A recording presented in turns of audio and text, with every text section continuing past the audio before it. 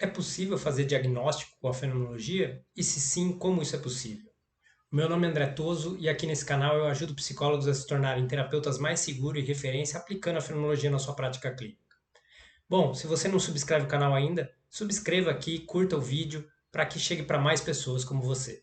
Para a gente pensar em diagnóstico com a fenomenologia, a gente precisa pensar primeiro no que significa diagnóstico, porque nos dias atuais a gente tem uma compreensão do que é diagnóstico, mas a raiz da palavra sempre nos leva à essência do que é o diagnóstico.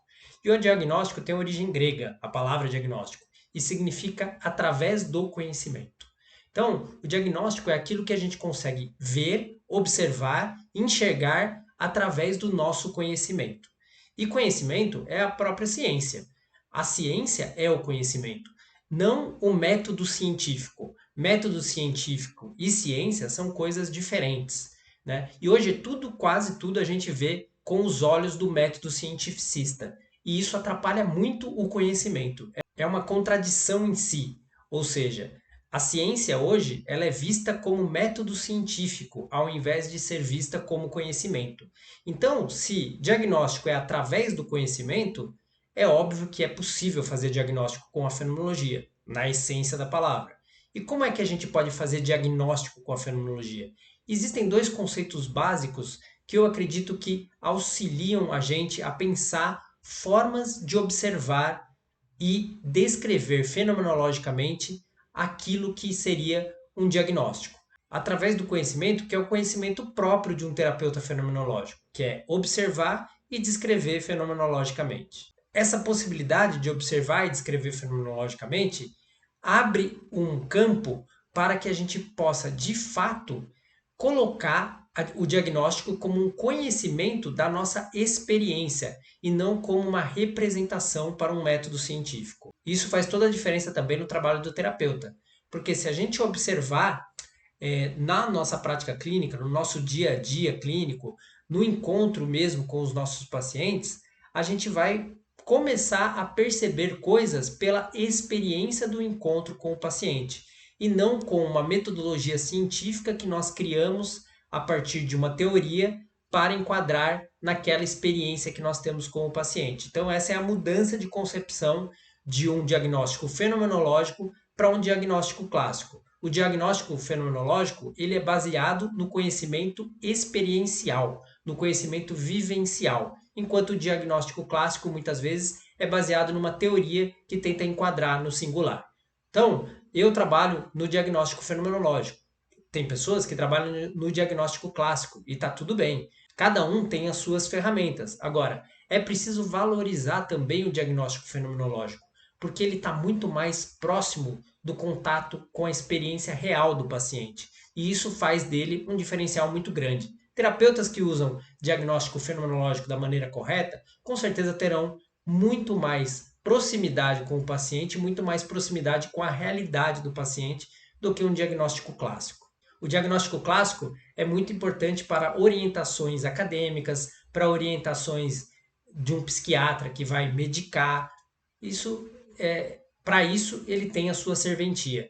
Agora, no encontro clínico psicoterapêutico, eu vejo que o diagnóstico fenomenológico tem uma importância central. Então, quais são esses dois aspectos da fenomenologia que nos ajudam a ter um diagnóstico, ou seja, a ver através do conhecimento pela experiência? Bom, são a temporalidade e a espacialidade. Isso que eu vou falar aqui é um pequeno vídeo a respeito desses dois conceitos centrais nos seminários de Zolikon, livro principal do Heidegger para a prática clínica. Nesse livro, o Heidegger encontra com psiquiatras, psicanalistas, terapeutas que querem descobrir mais, saber mais a respeito do seu pensamento. E boa parte desses seminários são a respeito dos conceitos de tempo, espaço, temporalidade e espacialidade. Por isso, para um terapeuta fenomenológico, é essencial saber a respeito do tempo, do espaço, da temporalidade, da espacialidade na prática clínica. Porque senão a gente não pode falar que a gente está fazendo uma fenomenologia existencial de Heidegger. A gente pode falar que está fazendo outra coisa. Mas se a gente quer falar sobre fenomenologia existencial heideggeriana, temporalidade e espacialidade são dois conceitos chaves e centrais e que apontam para um conhecimento que pode nos dar um diagnóstico. Não um diagnóstico fechado, como o diagnóstico clássico, mas um diagnóstico experiencial, vivencial, daquilo que nós estamos observando e descrevendo fenomenologicamente. Então vamos lá. Primeiro vamos diferenciar o que é tempo e espaço do que é temporalidade e espacialidade. Bom, o tempo, como a gente conhece, no sentido mais próximo do que a gente conhece, é o tempo cronológico, o tempo do relógio, o tempo do calendário, o tempo do dia a dia, os dias da semana, os meses, né? São indicadores para nos organizarmos nisso que chamamos de tempo. E numa psicoterapia, o tempo também está presente, esse tipo de tempo. É a 1 hora de consulta, naquele dia da semana, naquele horário. Então, o tempo organiza as coisas e ele é fundamental e primordial. Mas a temporalidade que nós estamos falando aqui para o diagnóstico não é o tempo cronológico. É a temporalidade estática que Heidegger vai chamar, ou seja, a temporalidade aberta. Essa temporalidade aberta, ela não tem passado, presente e futuro separados. Ela tem uma articulação entre passado, presente e futuro. E é também o sentir do tempo. É como nós sentimos o tempo e não como o tempo ele se apresenta no relógio. Porque o tempo é como se fosse o tecido da vida. Mas esse tecido da vida, ele não tem separação de horas, minutos e segundos na sua essência. Né? Ele é percebido por nós totalmente diferente dos segundos, minutos e horas que a gente vê no relógio. Por exemplo, se eu estou feliz, alegre, numa viagem agradável, que está tudo correndo bem comigo, normalmente o tempo vai passar mais depressa. Eu vou olhar o relógio e falar: poxa, já foi, já acabou essa viagem, já passou esse momento tão bom. Então, o tempo passa rápido. Mas não é que o tempo mudou, né? O tempo é sempre o mesmo. O tempo é um único, é um só, é esse tecido da vida. Mas a forma de eu sentir esse tempo, no meu sentimento, ele se altera. E isso é uma descrição fenomenológica que a gente pode fazer a respeito das privações existenciais. Porque nas privações existenciais, o modo de sentir o tempo muda. E isso a gente pode ouvir nas frases do paciente. O paciente que fala, principalmente o deprimido, que fala: não, o tempo não passa, parece que o tempo é pesado, parece que o tempo está se arrastando. Enfim, existem diversas formas de narrativa do paciente que mostram essa temporalidade aberta e que essa temporalidade está privada de alguma forma, está passando muito devagar, por exemplo. Ou, no caso do ansioso, a temporalidade que passa muito depressa, que está tudo sempre na pressa. O nosso tempo é um tempo bem ansioso, em que a gente acorda e quando a gente vê, já anoiteceu, já acabou o dia. É como se a gente não conseguisse aproveitar o dia, muitas vezes, por conta dessa velocidade de percepção da temporalidade. Então, essa percepção do tempo, esse sentir do tempo, ele possibilita um diagnóstico de como está a nossa relação com os nossos sentimentos, com a temporalidade aberta. Então, por exemplo, como essa temporalidade se revela no nosso corpo, em nós mesmos? Muitas vezes pela respiração e pelo batimento cardíaco, porque a nossa respiração, quando ela está muito lenta, muito frágil, e o batimento cardíaco também, quando bate muito devagar, isso dá uma sensação de temporalidade mais lenta. Então, o paciente deprimido, normalmente, ele tem o batimento cardíaco mais lento, ele tem a respiração mais curta, isso vai dando uma percepção de temporalidade mais alargada, mais esticada. Então, o paciente ansioso é o contrário, batimento cardíaco acelerado, respiração muito irregular, e isso vai dando essa sensação de temporalidade mais rápida. Você quer fazer um teste? Pare agora o que você está fazendo, preste atenção na sua respiração e procure deixá-la mais profunda e lenta. E tente silenciar a sua mente. E tente perceber também o seu batimento cardíaco, colocando a mão no coração, por exemplo. E faça isso durante 2 minutos. Você vai percepcionar que a temporalidade diminui de ritmo, ou seja, o tempo sentido vai diminuir o seu ritmo. Isso é uma base de uma vivência fenomenológica simples que já muda a maneira como eu sinto o tempo. O próprio silenciar-se já faz isso. Se você colocar o seu celular aí para despertar daqui 5 minutos e ficar 5 minutos em silêncio, você vai perceber que o tempo, esses 5 minutos, podem demorar muito tempo para passar. Diferente de se você está muito concentrado num trabalho, muito numa correria do dia a dia, que você acha que 5 minutos não dá para fazer nada. 5 minutos, na verdade, dá para fazer muita coisa em silêncio. Agora, pouca coisa com o falatório na nossa cabeça.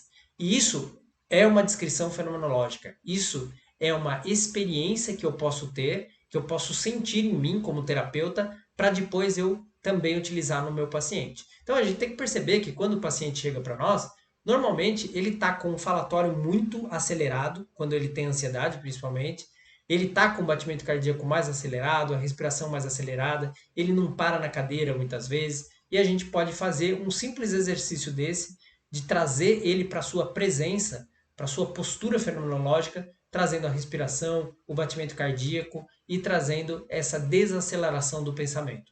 Isso, só isso, simplesmente, já vai trazer uma outra dinâmica, um outro sentir do tempo.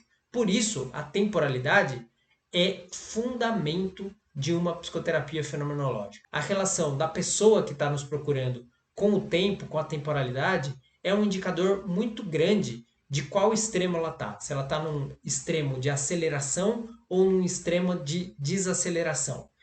E o meio termo é o lugar que a gente está procurando. Né? Quando a gente está num carro, se a gente acelera muito rápido, vai chegar uma curva e a gente não vai conseguir fazer a curva e o carro vai bater. Agora, se a gente estiver também muito devagar, quase parando, alguém vai bater na nossa traseira. Algum acidente pode acontecer. A gente não pode ir tão devagar na estrada. Com a nossa tonalidade afetiva é a mesma coisa. A gente precisa ter um meio termo. Acelera, de repente está chegando a curva, a gente vai freando. Ou seja, ter uma afinação entre a aceleração e a paradeira. E a nossa época ela é muito caracterizada pela aceleração e quando a gente para, a gente cai numa depressão. A gente para de vez. É um mundo extremamente acelerado, mas que de repente a gente precisa frear com muita velocidade em algum momento porque a gente já não aguenta aquele ritmo. E isso é uma descrição fenomenológica que eu estou fazendo aqui, que tem envolvimento com a temporalidade. Mas se existe tempo, existe também espaço. Eles são articulados também. O tempo precisa de espaço e o espaço precisa de tempo. Sem o tempo não há espaço e sem espaço não há tempo. Então, onde entra a espacialidade aqui? Nós temos o espaço cartesiano, altura, largura, profundidade, né? E nós podemos medir esses três conceitos. E a ciência faz isso muito bem. A engenharia, a arquitetura, né? Precisa desse espaço cartesiano para cálculo, para calcular a metragem, para a gente se organizar no espaço. Mas a espacialidade, ela é uma abertura, é um livre. Não existem esses conceitos de profundidade, largura e altura. Fenomenologicamente, a gente pode fazer uma comparação, por exemplo, se a gente está em alto mar, cai em alto mar num barco. Por exemplo, naufraga um barco em que a gente está e a gente cai no meio do mar. Não existe altura, largura, profundidade no sentido calculável. Se a gente não souber ler os sinais da natureza, como o sol e outros fatores, nós não temos nenhuma noção de onde estamos, né? Não existe essa noção. Ou seja, a gente perde o referencial de espaço e a gente cai na espacialidade, no vazio, no livre. No espaço sideral é a mesma coisa. Existe até um filme chamado Gravidade que fala sobre uma mulher que fica perdida no espaço, né? Ela está numa missão espacial, ela tem que ejetar do foguete, porque o foguete tem alguns problemas técnicos, e ela fica solta no espaço. E esse solto no espaço, ela não tem referência também. Não tem altura, largura, profundidade. É um espaço livre. Num deserto também, se a pessoa se perde no meio do deserto, ela também perde esse referencial. Né? Então, fenomenologicamente, a gente pode perceber a espacialidade nesses conceitos extremos que eu estou trazendo aqui. Mas para o paciente, essa espacialidade, ela também é aberta no sentido de que ela se constrange mais ou ela se abre mais. Né? Há a percepção de uma espacialidade mais fechada no deprimido, ou seja, de que a espacialidade, de certa forma, nos constrange, que a gente fica constrangido. Então o deprimido, ele tem dificuldade às vezes até de caminhar muito, de ir de um lugar para o outro. Normalmente a cama, o sofá, né, para um deprimido realmente pesado, é o lugar mais confortável, porque ele não precisa se deslocar na espacialidade. E ele não tem força muitas vezes. É como se o espaço ele fosse mais pesado, se o ar fosse mais denso. E no caso do ansioso, o contrário também. A espacialidade é muito solta, muito livre, ele não consegue parar quieto, né? Fica dando voltas, né? A pessoa atende o telefone e fica andando de um lado para o outro, de um lado para o outro, sem nenhum referencial muito bem assim estabelecido de distância. Ele nem está pensando nisso. Ele está solto no espaço, né? E solto de uma forma um pouco privada também, existencialmente. Então, esse modo de estar na espacialidade também é outra descrição fenomenológica que a gente pode usar para um diagnóstico, né? Eu estou trazendo aqui esses dois referenciais da depressão e a ansiedade para facilitar didaticamente para vocês compreenderem como é um diagnóstico fenomenológico. Mas isso não quer dizer que eu estou falando somente da depressão e da ansiedade. Existem diversas outras privações existenciais que na fenomenologia a gente não caracteriza com nomes, né? Para mim, inclusive, depressão e ansiedade são muito mais sintomas do que propriamente privações existenciais. São sintomas de privações existenciais específicas que estão acontecendo na existência daquela pessoa. Mas eu não vou definir aqui um diagnóstico fechado de depressão ou de ansiedade, porque isso não seria fenomenológico. Fenomenológico é a gente observar, como eu falei, e descrever fenomenologicamente esses fenômenos que apontam para o que a tradição chama de ansiedade e a tradição chama de depressão. Sem fechar esses conceitos, mas trazendo uma explicação fenomenológica para o fenômeno em si desses sintomas. A espacialidade também traz o conceito do estar presente do Heidegger. Ou seja, por exemplo, se a pessoa está aqui nesse momento, né, eu estou aqui gravando esse vídeo, mas se eu parar agora e pensar em algum lugar, uma praia, ou um lugar que eu quero ir, ou um projeto que eu tenho que está fora do âmbito desse vídeo, eu já estou presente para aquilo e não estou mais aqui, de certo modo. E muitas vezes a pessoa se priva existencialmente por causa desse estar presente para algo que não é o aqui e agora. Ou seja, a pessoa está pensando em algo do passado, por exemplo, e isso vai afetando os sentimentos dela e vai tirando ela do presente e vai colocando ela numa espécie de prisão espaço-temporal do sofrimento, da dor, né? É só a gente ver, assim, por exemplo, a mágoa, né? Uma pessoa que está muito magoada com alguém e que fica ruminando aquela mágoa. No tempo e no espaço, ela está aqui, né? No tempo cronológico e no espaço cartesiano, ela está aqui presente. Agora, na temporalidade e na espacialidade, ela, na verdade, está naquela mágoa. Ela está ruminando aquela mágoa, pensando naquela pessoa, está presente para aquilo que aconteceu e que a magoou e presa numa espécie de prisão espaço-temporal em que o sentimento dela fica aprisionado, de certo modo, naquela dor, naquele sofrimento, naquela mágoa. E isso vai adoecendo psicologicamente, vai trazendo também doenças psicossomáticas, né? Doenças no corpo. Então, é muito importante a gente perceber que para a fenomenologia, para a descrição fenomenológica, o que a gente chama de privação existencial não está no tempo cronológico ou no espaço cartesiano, e sim está nessa temporalidade e nessa espacialidade aberta que o Heidegger traz no Seminário de Zólico. É nesse ponto que a gente pode fazer uma descrição fenomenológica e chegar numa espécie de diagnóstico como através do conhecimento, né? Através desse conhecimento, da observação, da experiência, do modo de estar no tempo e no espaço do nosso paciente.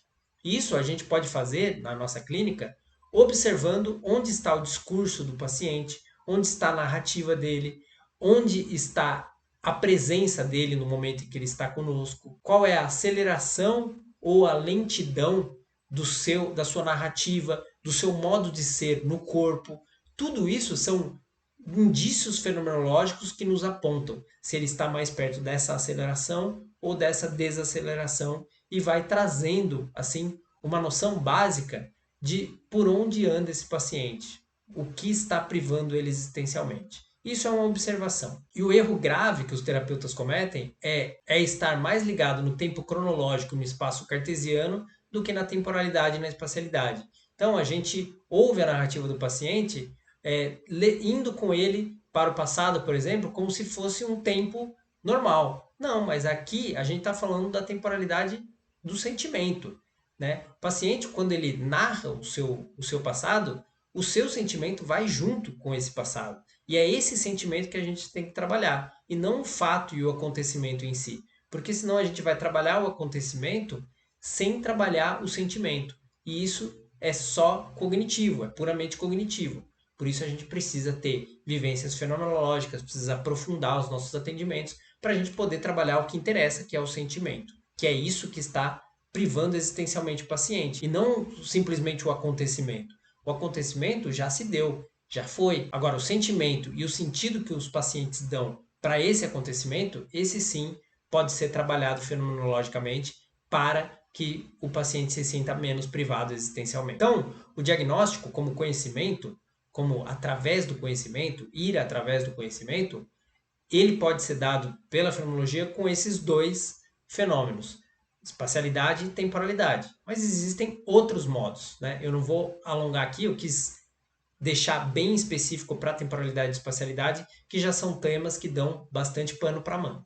Né? Se você gostou desse vídeo, subscreve o canal, curte o vídeo, compartilha com quem você acredita que vai se beneficiar para que a gente chegue a mais pessoas. Obrigado e até a próxima.